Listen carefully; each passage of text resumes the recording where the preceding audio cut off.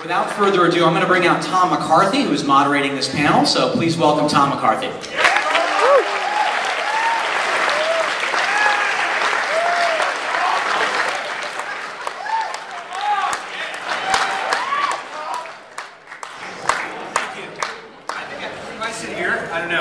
But let's get right to it. Bring out our amazing director, David Gordon Green.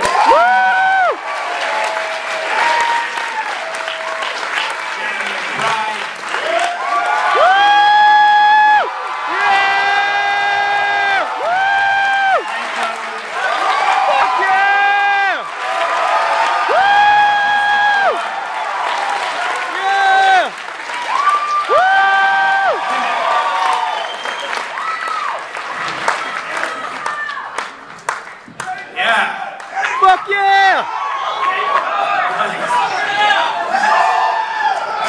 Fired up at the Javits Center. Kelly friggin' Powers! All right. Yes. Yeah. So we're just gonna scream for about 10 more minutes.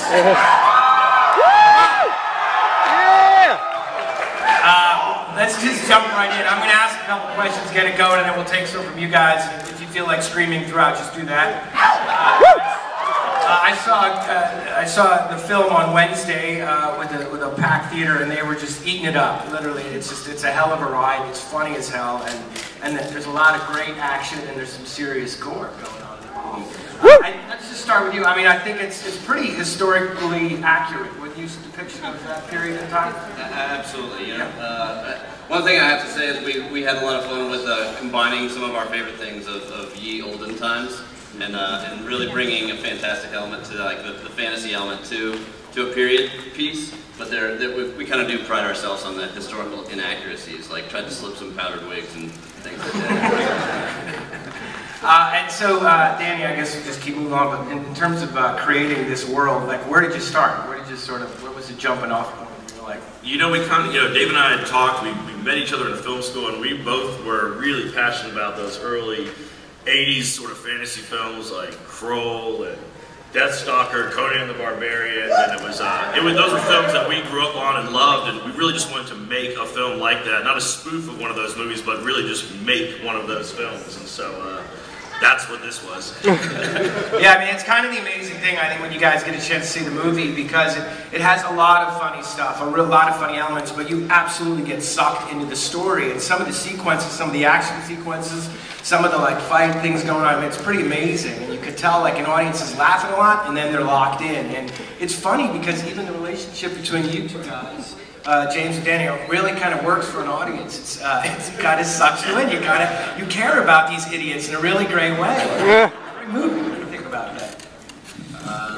Yeah, we're like idiots. Lovable. You guys have worked together a few times. How does that, process-wise, how does that work? Yeah, this is like Pineapple was like the best experience that they had.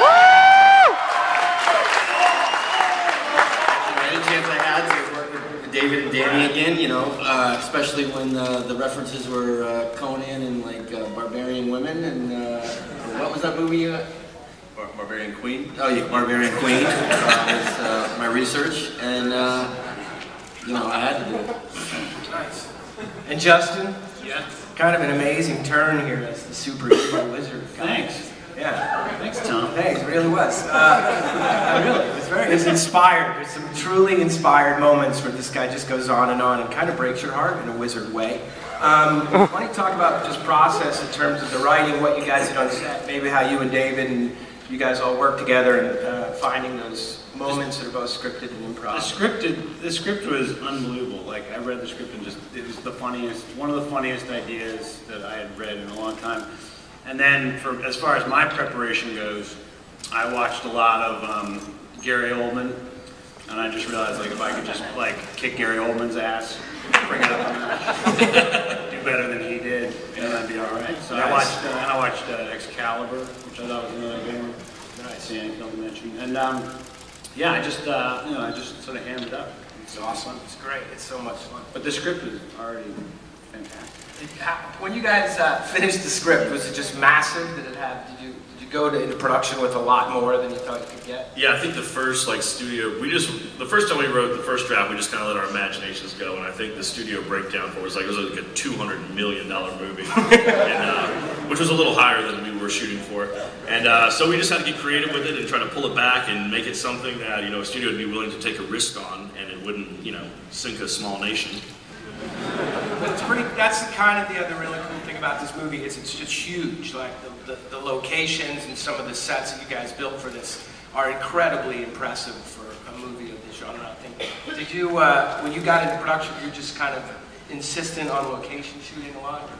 Yeah, one of the things we really wanted this movie to be that I think other movies of this genre in today's movie marketplace are, is we wanted it to be hands-on, we wanted it to be tangible, and to have as much, like there's puppets in the movie, there's guys in creature suits, and we had the amazing help of this company, Spectral Motion, who works with Guillermo del Toro a lot and really creating a universe of creatures, and and there's stop motion elements to it, and there's CG elements, so we kind of just took the best of the technology that we love. Really pride ourselves on trying to find beautiful locations and construct sets that were massive yet elegant, and really construct it as if we're making a serious period piece, and really approach it dramatically, knowing that the more serious we took this movie, the funnier it would get. So even on a performance level, like not making it a spoof or like going for necessarily a joke on the page, but the more real we could make these characters, and simultaneously the less intelligent we could make these characters, I think the funnier would all kind of mesh to be. Cool. A lot of gratuitous nudity.